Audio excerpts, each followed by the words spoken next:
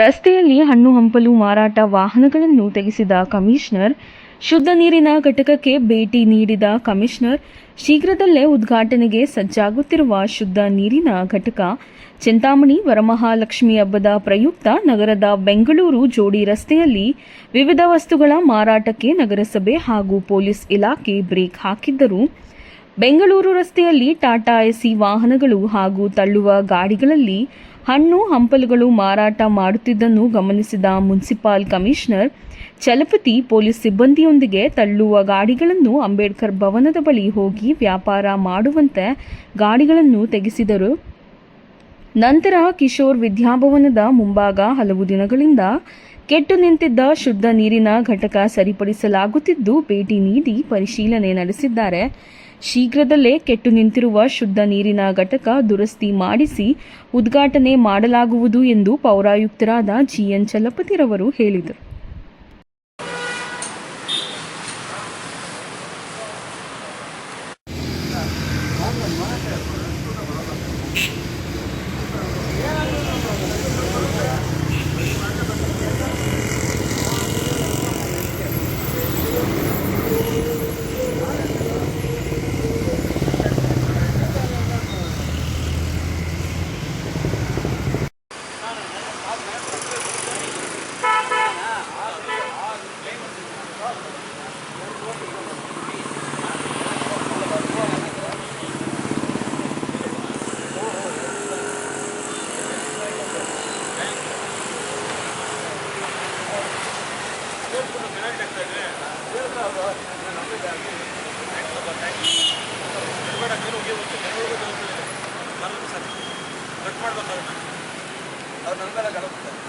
ಯಾರು ಅಂಗಡಿ ತೋರ್ಸ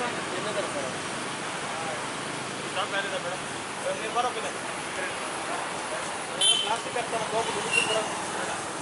ಹೋಗಪ್ಪ ನೋಡ ನೀನು ಹೋಗೋ ಬಂದು ಯಾರು ಪ್ಲಾಸ್ಟಿಕ್ ಹಾಕ್ತಾರ